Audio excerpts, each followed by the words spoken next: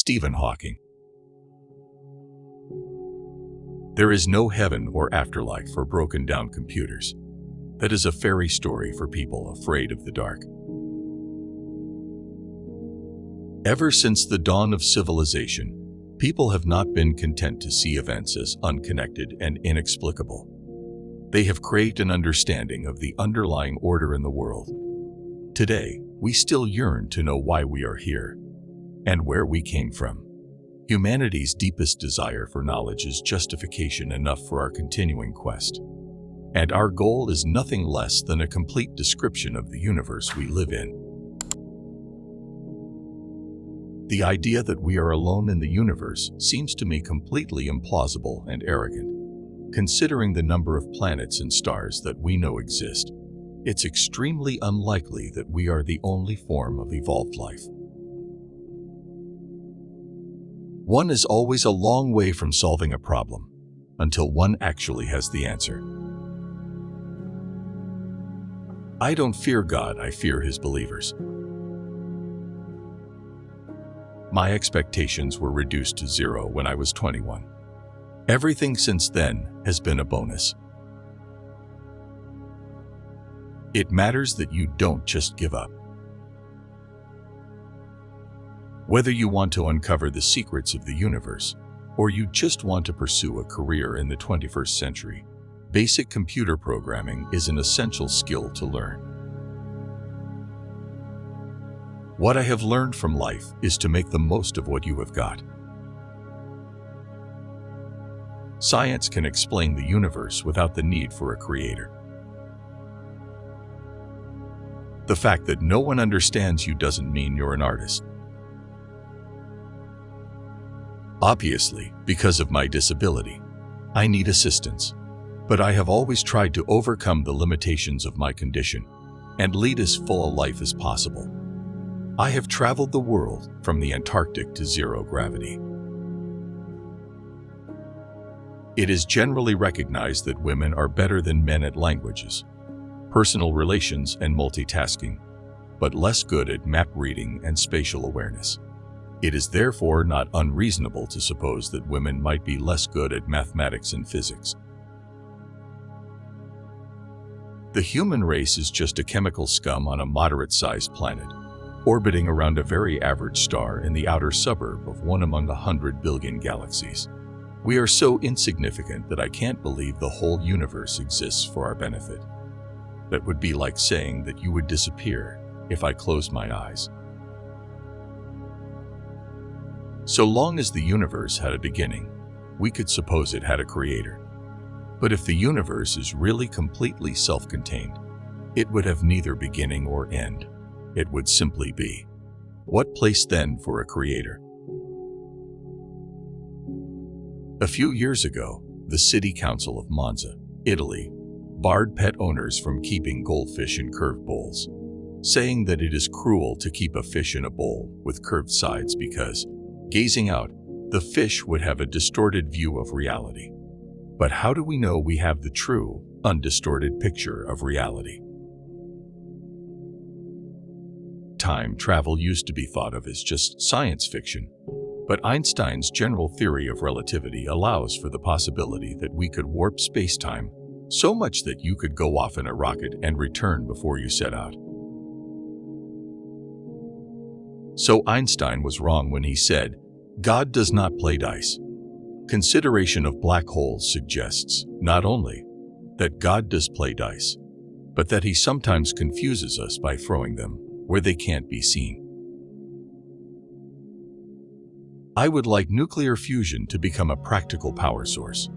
It would provide an inexhaustible supply of energy without pollution or global warming. The universe doesn't allow perfection. We don't let animals suffer, so why humans? In the last 200 years, the population of our planet has grown exponentially, at a rate of 1.9% per year. If it continued at this rate, with the population doubling every 40 years, by 2600 we would all be standing literally shoulder to shoulder. Although I cannot move, and I have to speak through a computer, in my mind, I am free.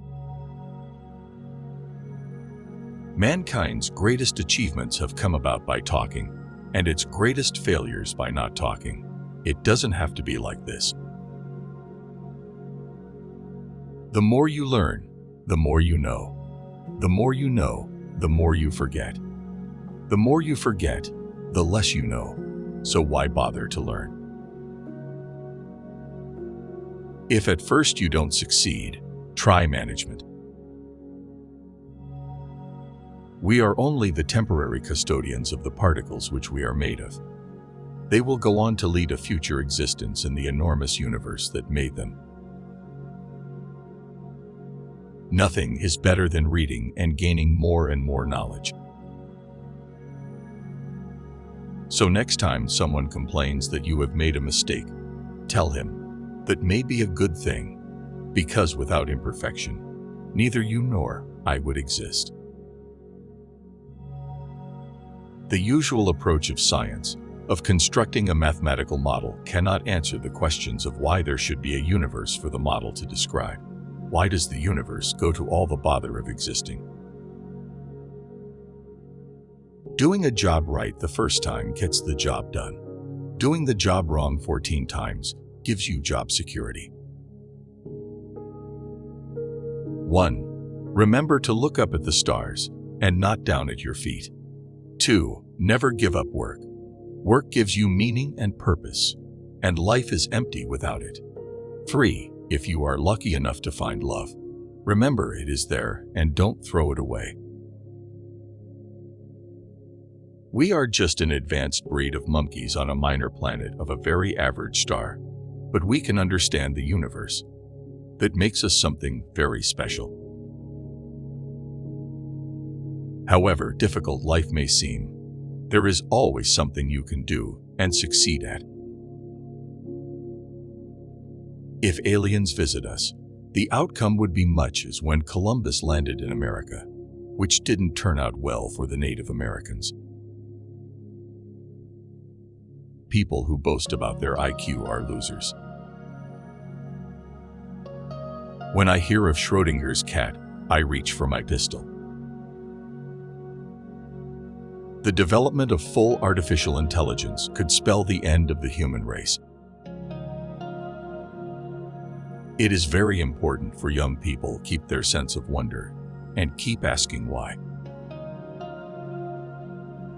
So when people ask me if I believe God created the universe, I tell them that the question itself makes no sense. Time didn't exist before the Big Bang, so there is no time for God to make the universe in. It's like asking for directions to the edge of the earth.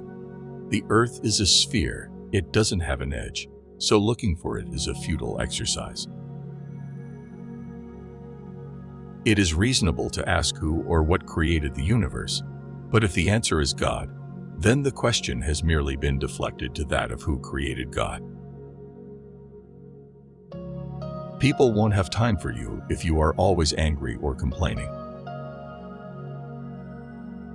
I have noticed even people who claim everything is predestined, and that we can do nothing to change it, look before they cross the road. It is all right to make mistakes. Nothing is perfect because with perfection, we would not exist. It is my view that the simplest explanation is there is no God. No one created the universe and no one directs our fate. This leads me to a profound realization. There is probably no heaven and no afterlife either.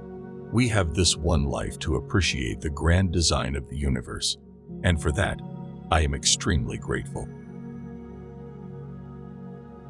The thing about smart people is that they seem like crazy people to dumb people. Quiet people have the loudest minds. Intelligence is the ability to adapt to change. So remember to look up at the stars and not down at your feet. Try to make sense of what you see and hold on to that childlike wonder about what makes the universe exist.